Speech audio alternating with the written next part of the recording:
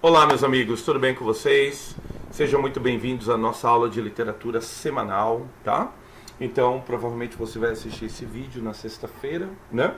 Logo mais, daqui a pouquinho, a gente vai estar juntos, né, na nossa aula ao vivo, né, na nossa live, tá bom? Então, conforme prometido, nós cumprimos, né, a primeira fase do modernismo, a primeira fase que ela é a fase heróica, né, a fase dos primitivistas, a fase dos iconoclastas, tá? E daí o que acontece? Aí agora nós caminhamos agora para a segunda fase modernista, que necessariamente é uma fase de consolidação. Na semana passada nós vimos a primeira fase voltada à poesia. Por quê?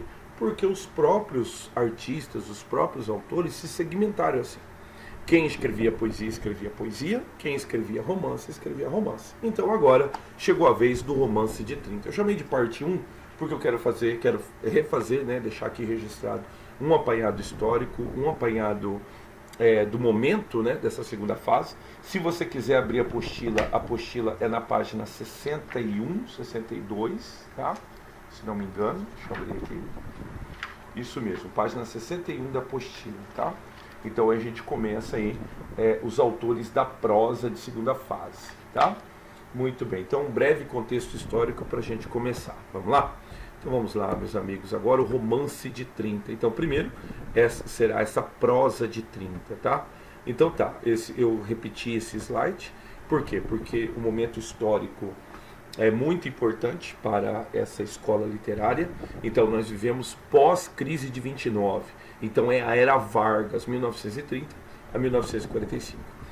Com o surgimento da era Vargas, o que acontece? Quebra-se a hegemonia, né? A hegemonia daquilo que a gente configurou chamar de política do café com leite.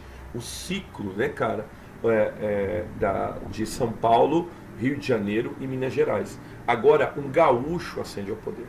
O fato de um gaúcho ascender ao poder também vai despertar o interesse da arte sobre autores que não são desse eixo, Rio, São Paulo e Minas. Tá?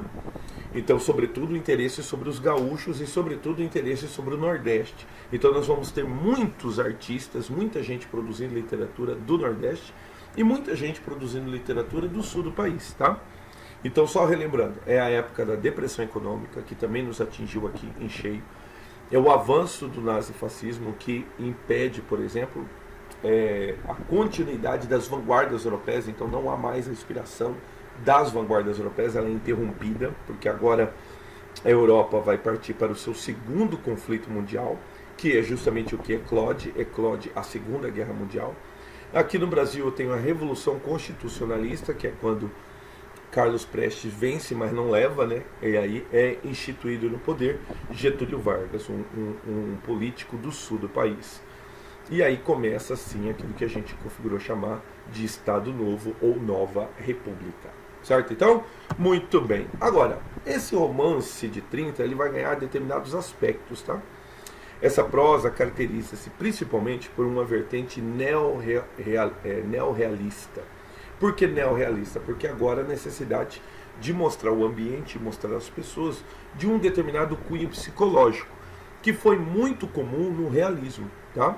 Então, se a poesia ela é neossimbolista, o romance ele é neorrealista, tá? Isto é, que retrata a realidade e seus problemas, a fim de conscientizar os leitores. Nesse sentido, observa-se uma vertente regionalista com autores que retratam regiões marginalizadas no Brasil. Aí nós vamos ver aqui com bastante calma.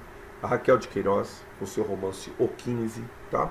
José Lins do Rego, com a sua trilogia dos engenhos.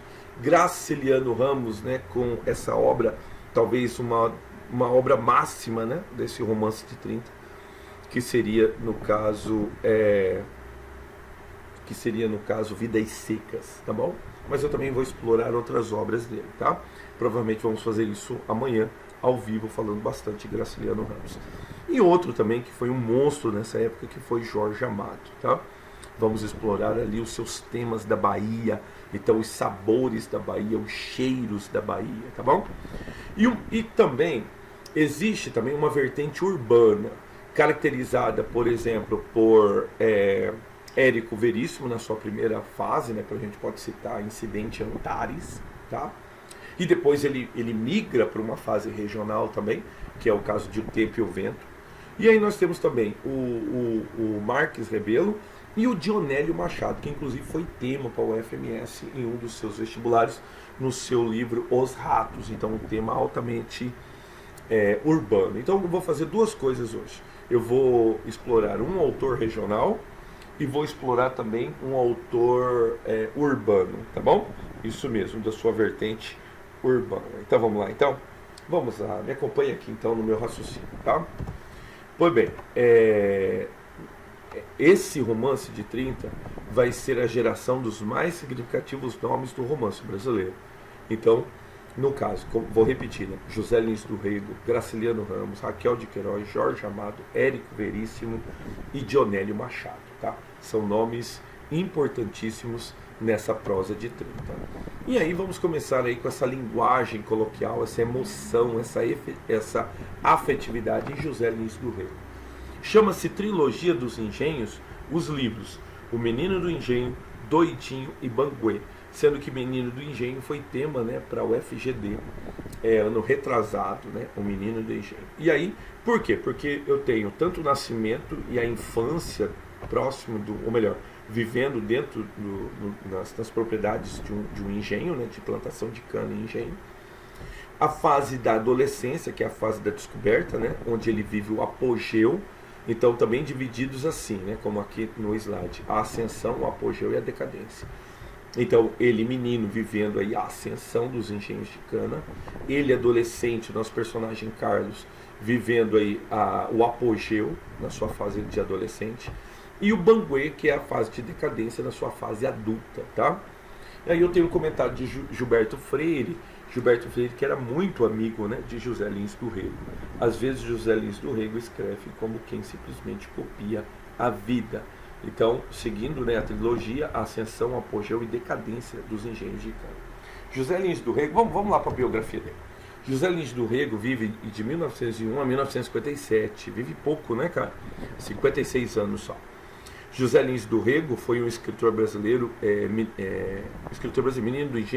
Menino do Engenho, romance do ciclo de cana-de-açúcar, lhe deu o prêmio Graça Aranha.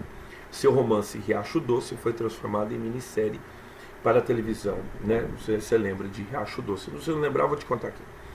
Integrou o movimento regionalista do Nordeste, é patrão da Academia Paraibana de Letras, foi eleito membro da Academia Brasileira de Letras para a cadeira 25. José Lins do Rego nasceu no Engenho Corredor, no município de Pilar, Paraíba, no dia 3 de julho de 1901. Filho de uma tradicional família da oligarquia do Nordeste, né, açucareira, passou a infância no engenho do avô materno. Iniciou seus estudos no município de Itabaiana. Em 1920, ingressou na Faculdade de Direito de Recife. Então, meus amigos, ele tem a sua infância lá na Paraíba. Eu não sei se você já teve essa oportunidade de andar por lá, mas eu tive essa oportunidade, né, de andar com os meus filhos e tal. E aí, quando na ocasião nós saímos de carro, né, de Maceió em direção a Natal, né, nós cruzamos Alagoas, né, entramos em Pernambuco, e eu fiz questão de ir próximo ao litoral, tá? Porque eu achei, né, que a gente ia vislumbrando algumas praias, mas acabou não acontecendo, tá? E nós fomos próximos ao litoral, então o que eu pude constatar? Muito engenho, cara, muita plantação de cana, o próprio Maceió, né? Um cheiro doce que vem quando você vai se aproximando de Maceió, porque é muita cana, é um mar de cana.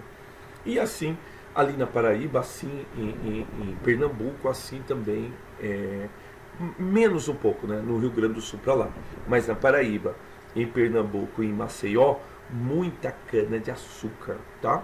E assim nasce José Lins do Rego. Aí eu ia, né, fazendo esse trajetório numa rodovia alternativa, né, mais próxima do litoral, ia passando, né, cara, por essas plantações, essas fazendas, eu imaginava, né, cara, o José Lins do Rego. Então assim ele foi criado. Ele foi criado num engenho e assim pôde escrever de maneira coloquial, usando um determinado coloquialismo. Por quê? Porque essa é a fase da consolidação, né, do modernismo brasileiro.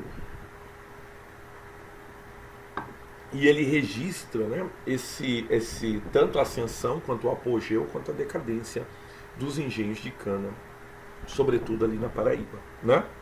Então tá, vamos um pouquinho mais sobre a sua obra.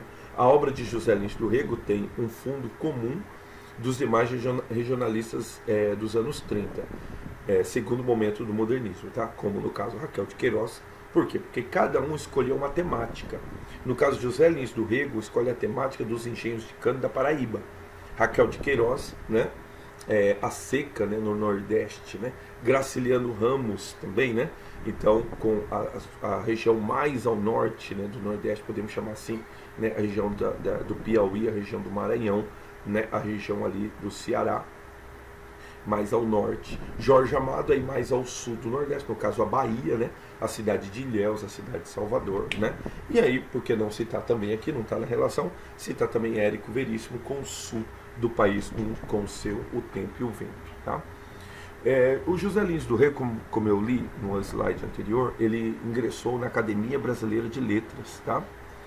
E assim ele dividia a obra dele. Então, como catedrático, né, ele como um acadêmico, ele dividiu a obra dele no ciclo da cana. Então é muito importante, e quando você pensa em algum estágio dessa segunda geração, quando vem o nome José Lins do Rego, você tem que saber alguma coisa, algum conteúdo sobre os 3 livros.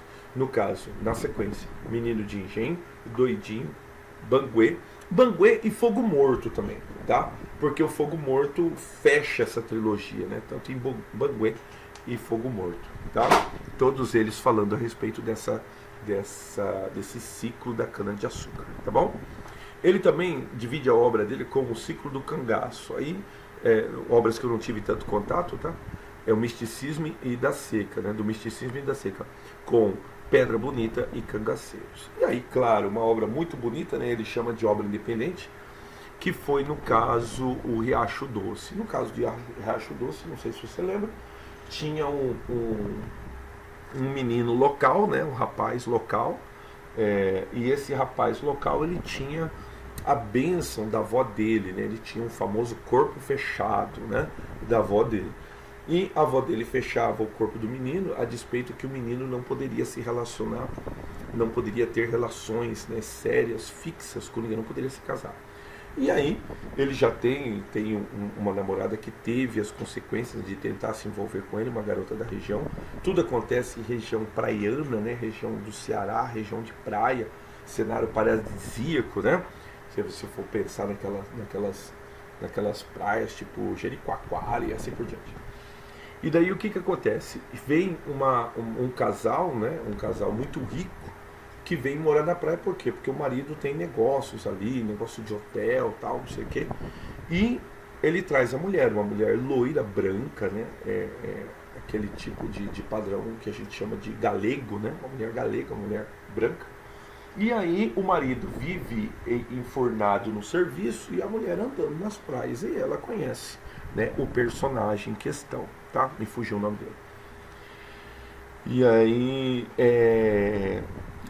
ela acaba se relacionando com ele e tal. Aí tem todo o lance, né, da avó, né, cara, que protege espiritualmente o menino e tal, não gosta do envolvimento, o filho envolvendo-se, ou melhor, o neto envolvendo-se com mulher casada e tal. E aí a obra se torna uma minissérie na Rede Globo, depois mais tarde ela se torna novela na Rede Globo, né? E aquele tal negócio, né? Que a Rede Globo, a habilidade que a Rede Globo tem de transformar, né, aquilo que é arte em pornografia, tá? Então a Rede Globo sempre apelando nesse sentido e tal. Mas tá lá a minissérie, eu acho que provavelmente você deve ter contato no YouTube e tal, com a obra O Riacho Doce, tá? Virou minissérie e depois virou novela na Globo, tá bom? E também as obras Água Mãe e Eurídice também, que são do autor também nessa fase que ele mesmo dividiu como fase independente. Então é muito importante notar que, agora voltando para a obra regional dele, tá? Sempre importante notar que em Menino do Engenho, Doidinho, Banguê e Fogo Morto, o que acontece? ele vai retratar, ele vai ter essa temática. E nessa temática ele faz o quê? Um memorialismo. Então é como se fosse um registro de memórias. Ele que teve essa vivência, ele que viveu no engenho de cana. Então por isso a importância da temática, tá? Do engenho de cana, tanto em Menino do Engenho, que é a fase infantil dele, a fase de criança, e Doidinho, que é a fase de adolescência, e Banguê, Fogo Morto, que seria necessariamente a fase adulta, tá? Esse José Lins do Rego. Então, e aí, evoluindo, né, cara, quem que a gente tem? A gente tem Dionélio Machado, né, que daí, no caso, a sua fase urbana, tá bom? Então, Dionélio era filho de Silvio Rodrigues Machado e de Elvira Tubino Machado. Ainda criança, seu pai foi assassinado, acontecimento que lhe marcaria para sempre a existência. Com apenas 8 anos, vendia bilhetes de loteria para ajudar no sustento da família pobre, a mãe e o seu irmão Severino, tá? A pobreza familiar não o impediu, contudo, de continuar estudando. Dionélio dava aulas para meninos das classes mais atrasadas e, em troca, ele e seu irmão podiam estudar sem pagar a matrícula da escola. Aos 12 anos, trabalhava como servente no seminário O Guaraí, onde começou a se entrosar com a intelectualidade local. Veio daí, provavelmente, o gosto pelo jornalismo, que o acompanharia pelo resto da vida. Lá mesmo, em Guaraí, fundou, por volta de 1911, o jornal O Martelo, nome sugestivo, e que já demonstrava o seu interesse pelo comunismo. Então, né, membro do Partido Comunista. Como eu disse, né, o Dionélio Machado, ele foi tema da UFMS. Eu tenho um livro dele aqui, mas não está na mão, ainda está lá no box, lá na garagem ainda, né, que eu ainda não adaptei um lugar ainda aqui na sala para guardar os livros. Então, como tema da UFMS, uma leitura divertidíssima. Por quê? Porque, inclusive, uma leitura de difícil detecção, difícil classificação, porque é um livro lá das suas 120 páginas, não é um livro muito comprido, tá? Inclusive tem muita versão de bolso, de Os Ratos, mas é um livro que, por exemplo, fere a definição de romance. Ele é classificado como romance, mas ele fere um pouco a classificação de romance. Por quê? Porque é a história que ocorre em um dia, tá? Então é uma história de 24 horas. O nosso personagem, né, com um nome muito sugestivo, né, Naziazeno, né, que é uma mistura de nazireu com nazareno, entende? O nosso personagem, ele acorda de manhã com o leiteiro bravo, porque o leiteiro despeja o leite, mas só que as prestações do leite estão atrasadas. E o leiteiro fala bravo com ele, recém-acordado, e fala para ele, ó, se amanhã não tiver o pagamento aqui, não tem mais leite. Então, aí o nosso personagem, Naziazeno, que é um livro, ou melhor, é isso mesmo, é um livro narrado em terceira pessoa, ele vive ali um conflito, uma necessidade de subsistência, que é, no caso, levantar o dinheiro para pagar o leiteiro. E o leiteiro xinga ele tudinho, então ele fala, pela última vez, amanhã, se o dia não estiver aqui, não tem leite, tal. E aí as crianças vão ficar sem leite, a mulher vai ficar sem leite. E aí há um diálogo e tal, né? Por quê? Porque a mulher já se adaptou a algumas coisas na cozinha, mas como é que adapta leite? Leite não adapta, entendeu? Eu não sei se você já viu essa realidade e tal, mas eu vim de família pobre, família humilde, né, cara? Então o que a mamãe fazia? A mamãe fazia um pedacinho de mistura para cada um, eram as adaptações da mamãe, né? E assim por diante, né? Então, não sei se você já viveu esse tipo de realidade, mas aí a gente adapta, mistura um negócio aqui, mistura um negócio ali e tal, e faz o que comer. Mas como é que adapta leite? A mulher tem que explicar para ele, ó, não tem como adaptar leite e tal. E o Naziazeno vai para o serviço dele, ele que é funcionário público, vai para o serviço dele, mas ele tem que levantar a grana. Então ele vive essa trajetória durante o dia, da necessidade de levantar a grana, entendeu? Pensa em vender alguma coisa que ele tem, pensa em passar, né, na penhora, né?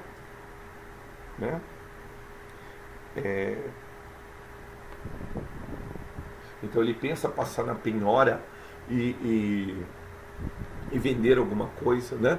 Muito interessante, quando ele vai saindo de casa, ele passa de novo pelo leiteiro. e o leiteiro está atendendo um vizinho dele e o vizinho tá acertando o pagamento do leite. Aí o vizinho fala assim para ele, não vizinho, quero, né, fala pro leiteiro, né, não, senhor fulano, eu quero pagar o do mês. Eu falo, não, mas ainda está adiantado, o senhor ainda tem ainda tantos dias, acho que era 10 dias, uma coisa assim. Aí o dono da casa fala alto, né, fala assim, não, meus compromissos eu sendo com antecedência e tal, e o leiteiro devolve, não, né, sempre é bom ter clientes que a gente pode contar, tal, fala alto, e aí, de uma certa forma, o Naziazeno, ele percebe a humilhação, né, porque ele está com leite atrasado e o vizinho está pagando leite adiantado, entendeu? E ele sai naquela angústia de ter que levantar a grana, fala com um amigo, fala com outro amigo, fala com outra pessoa, fala com outra pessoa, só que daí ele levanta uma grana, acaba levantando uma grana, e aí ele pensa em apostar aquela grana, porque ele também tem outras necessidades. Então aquela grana seria um investimento para ele poder sanar outras necessidades. Ele aposta, perde o dinheiro, ganha a primeira mão, que é um dinheiro legal, aí ele aposta a segunda mão e perde a segunda mão, perde tudo. Aí depois é aquela história, né? Você consegue o objetivo e depois vai a zero, tudo isso num dia. Então veja bem, são 24 horas que sintetizam a angústia de um dia. Então, tantos e tantos momentos é que você estava prestes a conseguir, estava prestes, né? O que são elementos que fazem parte da vida, né? Então pensa, nem sempre a gente vai conseguir tudo, né, cara? Então o Dionélio Machado trabalha isso daí. Então tem aquele momento que você chega próximo, né? Eu tenho algo assim que eu experimentei, né? Então eu em outro momento eu contei para vocês, né? Eu servi o quartel e tal. E aí nesse serviço eu fiz um curso lá para ser promovido a cabo. Fiz o curso, demorou 2 meses, foi um curso muito cansativo, muito exaustivo, mas eu fiz o curso, dei o meu melhor. Só tinha uma vaga, eu só seria promovido se eu fosse o primeiro colocado. Aí eu fiquei em segundo lugar. Você entende esse tipo de agonia? Que é quando você chega próximo de conquistar aquilo que você pretende, mas daí, né? Mas são coisas da vida, coisas que acontecem. Então o Dionélio, o que ele faz? Ele sintetiza na vida de um só personagem, que é o Naziazeno, essa angústia que a gente vive durante a vida. E aí o Dionélio bate daqui, bate dali e tal, consegue levantar a grana, né? Aí o Dionélio vai para a cama, dorme, né? Aí há uns acontecimentos, um diálogo com a esposa e tal. E daí ele deixa o dinheiro debaixo do negócio do leite. Aí ele tem medo, por quê? Porque ele escuta barulhos de ratos. Aí ele tem medo que os ratos roem o dinheiro. Aí eu deixei lá debaixo do leite, vai que os ratos roem o dinheiro. Aí tem toda essa questão com os ratos que vêm consumir a sua riqueza, etc. Mas daí ele acorda na hora que ele ouve a tramela do portão abrindo. Era o leiteiro. Aí o leiteiro entra na cozinha. Aí ele escuta o leiteiro um tempinho, com certeza o leiteiro contando a grana. Aí o leiteiro eles ouvem o barulho do leite despejando. Quer dizer, ele conseguiu, ele cumpriu a missão, entende? E aí a gente fica num torpor que a gente não sabe que se Naziazeno realmente viveu aquilo ali nas 24 horas ou se aquilo lá foi um sonho do Naziazeno. Por quê? Porque não tem nada de dever o leiteiro está pago, né? O leiteiro vai lá e despeja o leite, né? Então aquela agonia que de repente às vezes cerca o pai de família, né? Eu tenho meu serviço, eu tenho meu emprego, mas aí não sei se você já passou por isso, mas eu sou pai de família. Então o que acontece? Às vezes a gente, hoje eu tenho meu emprego, então você começa a calcular, né? Não vou receber isso, vou receber. Aí começa, de uma certa forma, vem um determinado medo, às vezes, se eu perder esse emprego aqui, putz, que ele ia faltar tanto, né? Porque o professor tem essa realidade, né? Ele tem 2, 3, 4, 5 empregos, né? 5 lugares para trabalhar, né? Puxa, se eu perdesse esse, eu ia perder tal grana. Puxa, se eu perdesse esse, eu ia perder tal grana, entende? Então, uma agonia que às vezes o pai de família passa, né? Então a gente não sabe se foi um sonho do Naziazeno ou se foi realmente realidade. O fato é que tudo decorre em 24 horas. É a história de uma vida que decorre. É genial o livro, cara. Foi tema da UFMS. Então eu estou citando aqui, deixar registrado o Dionélio Machado nessa fase urbana de segunda fase modernista. Tá? Faz alguns exercícios comigo aqui. Não estão na apostila, tá? Esses exercícios não estão na apostila. Fundação Carlos Chagas. A influência que o meio rude exerce no espírito infantil como preparo para a vida lhe dá uma lição de coisas que ele não esquece mais. Largado no mundo rural, seu pai e sua mãe, o herói deste belo romance vive na infância toda a experiência do Nordeste sertanejo. Nem lhe falta o contato com o cangaceiro, né? Aí ele vai retratar. No trecho acima, está se considerando uma das obras-primas do regionalismo modernista. E aí, claro, são membros desse regionalismo. O Jorge Amado. Os Sertões também é uma obra regionalista, mas não é uma obra modernista, é uma obra pré-modernista. Tá? São Bernardo é uma obra-prima desse regionalismo, mas não é o caso. E aí, no caso, o livro trata do quê? O livro fala da infância, né? Então é o menino do engenho, José Lins do Rego. Tá? Menino Antigo, não, essa é uma obra poética, né, de Carlos Drummond. Tá? Segue comigo aqui na sequência. Pode deixar o menino sem cuidado. Aqui eles se endireitam, saem gente, dizia um velho alto e magro para o meu tio Juca, que me levara para o colégio de Itabaiana. Neste caso aqui eu já tenho o menino Carlos, que é o nosso personagem, né? Tanto de Menino do Engenho, como no caso aqui, o nome do livro já é um adolescente. Então, seguindo a sequência, não é o Menino do Engenho, não é o Moleque Ricardo, não é Pureza, que também são obras de José Lins do Rego, não é Eurídice, o nome do livro é Doidinho. Assim começa Doidinho, de José Lins do Rego, narrado pelo personagem Carlos, romance que se passa praticamente num internato, né? Porque daí o menino vai viver a sua adolescência, suas experiências na adolescência, tá? Muito bem. E depois eu tenho outro exercício aqui, diz lá: descendente de senhores do engenho, o romancista soube fundir numa linguagem de forte poética oralidade as recordações da infância e da adolescência com um registro intenso da vida nordestina colhida por dentro, através dos processos mentais de homens e mulheres que representam a gama étnica e social da região. Tá? O trecho acima refere-se ao autor de, então no caso aí, como é um registro do engenho, então é o autor de Fogo Morto, que no caso aí é o nosso José Lins do Rego, tá? E aí uma questão sobre os ratos de Dionélio Machado, tá? Sobre a obra Os Ratos de Dionélio Machado, observe as afirmativas abaixo, tá? Número 1. A obra é narrada em terceira pessoa, sendo que o narrador faz uma análise psicológica de Nazianzeno, correto, cara? Então é uma obra narrada em terceira pessoa que retrata este personagem, né? Que é uma mistura de Nazareno, né? Com Nazireu e assim por diante, né? O que configura, né, essa divindade em nós, né, essa aproximação nossa com o menino nascido em Nazaré, né, que é o Cristo, né? Aproximação no sentido que o Cristo se fez homem, entendeu? E o Cristo, ao se fazer homem, ele experimenta as angústias do homem, né? Está ali registrado no Getsemane, né? Senhor, se possível, passa de mim esse cálice, mas não seja feita a minha vontade, mas sim a sua, né? Alguns estudiosos dizem, né, o pessoal especula, dizer que nem o Cristo queria morrer, né?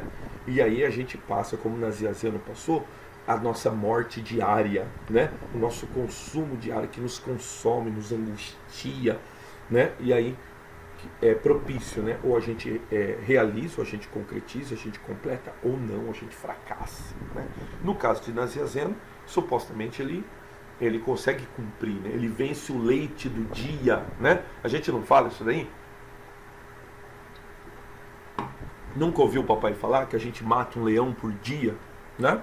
Então Nazianzeno vence o leite do dia. Então aquela dívida é paga. Então ele consegue dar continuidade.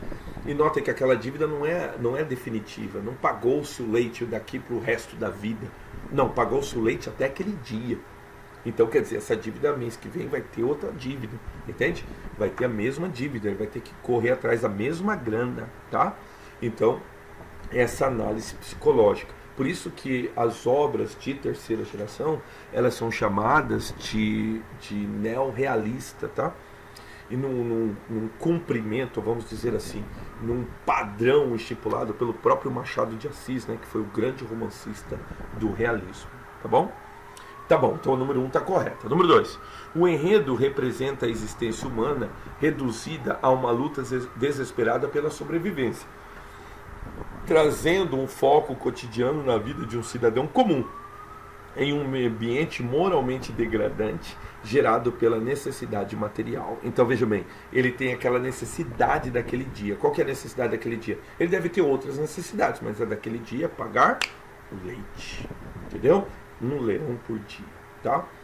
Os Ratos é um romance social, é um drama urbano que se passa durante 24 horas, correto, cara? Então ele começa ali com o leiteiro muito bravo com ele na manhã, e aí ele passa todo dia na tentativa da conquista, né, daquele dinheiro, né, da tentativa da conquista daquela grana que ele tem que sanar a dívida com o leiteiro, né? E aí ele se encerra no outro dia, o que faz com que a gente tenha uma ilusão que se de repente, né, possa até ter sido um sonho, né, do nosso personagem, tá? Tudo bem então.